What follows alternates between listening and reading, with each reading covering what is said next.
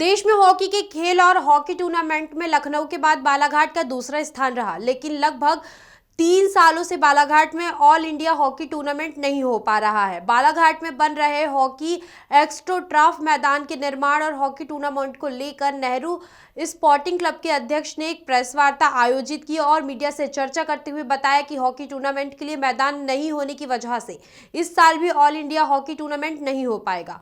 Nehru sporting club ने कहा कि नवंबर-दिसंबर तक हॉकी एक्स्ट्रोटर्फ मैदान बन जाए, इसके लिए उनके द्वारा भरसक प्रयास किए जा रहे हैं। नेहरू स्पोर्टिंग क्लब ने कहा कि नवंबर-दिसंबर तक यह एक्स्ट्रोटर्फ मैदान बनकर तैयार नहीं होता है तो नेहरू स्पोर्टिंग क्लब हॉकी खिलाड़ियों के साथ इसी मैदान में धरना प्रदर्शन करेंगे। आपको बता दें कि बालाघाट में हॉकी के खेल तो छोड़िए, हॉकी खिलाड़ियों की प्रैक्टिस करने के लिए मैदान नहीं है। वहीं म्युनिसिपल स्कूल में एकमात्र हॉकी मैदान था जिसको एक्स्ट्रोटर्फ मैदान में तब्दील करने का काम कछुए गति से 2 सालों से चल रहा है, जो कि आज तक पूरा नहीं हो पाया है, जिसे लेकर भी हॉकी खिलाड़ियों व नेहरू स्पोर्टिंग क्लब में काफ़ी नाराजगी है।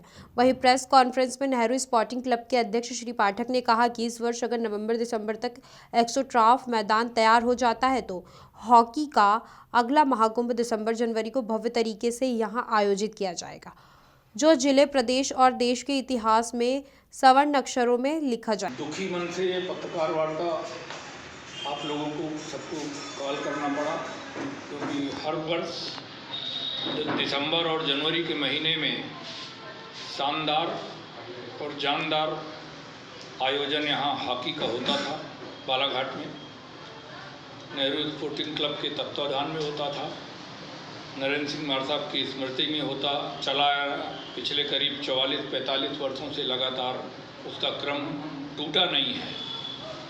पिछले बरस कोरोना की भयंकर बाढ़ जो आई थी उसके कारण वो क्रम टूटा, लेकिन उसके बावजूद इस साल कोरोना होने के बावजूद भी हम लोग अल्टरनेट मैदान की खोज कर रहे थे। यहाँ पर जो खेल अधिकारी हैं उन्होंने भी उनसे भी बात किया, उनको मैदान भी दिखाए, हम लोग वो मैदान भी देखे, स्टेडियम ग्राउंड वाला भी यहाँ पर जहाँ कबड्डी हुई थी ये मैदान भी दिखवाए और देखे भी। उन्होंने बताया कि यहाँ पर हॉकी नहीं हो सकती, ये कोरोना काल के पूर्व की बात है। फिर हमने वाराणसी को भी एक अल्टरनेट ग्राउंड के रूप में चुना कि अगर हम बहुत बड़ा आयोजन पूरे देश की टीमें बुला के नहीं करा पाते तो कुछ टीमें बुला के प्रदेश की या कुछ आसपास के महाराष्ट्र की, छत्तीसगढ़ की कुछ टीमें बुला के यहाँ आयोजन वाराणसी में भी करा सकते हैं। वहाँ के लिए भी योजना बनाई, लेकिन कोरोना काल होने के कारण कलेक्टर साहब से अभी 3 दिन पहले फिर रूबरू चर्चा हुई तो उन्होंने बोला कि अभी तो फ़िलहाल अभी 1 आध महीने के लिए कोई आयोजन यहाँ पर ठीक नहीं रहेगा करना, क्योंकि टीमें सब बाहर से आती हैं और कोरोना बालाघाट में भी अभी दिन में दिन फैल ही रहा है, कम नहीं हो पा रहा, इसलिए इसको अभी आप लोग टाल दो। तो बहुत दुखी मन से इस आयोजन को टालना पड़ा, हमको टालना पड़ रहा है। इसके बावजूद हम इस प्रयास में लगातार लगे रहेंगे।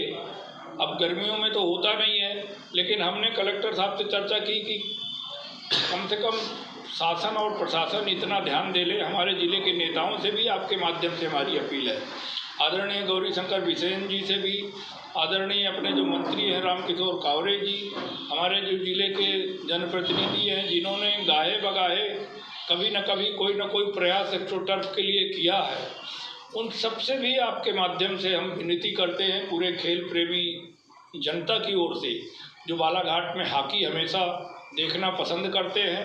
आप लोग भी उसमें बढ़ चढ़ कर के हिस्सेदारी मीडिया की भी रहती है, आप लोगों का भी पूरा योगदान रहता है उस आयोजन को सफल बनाने में।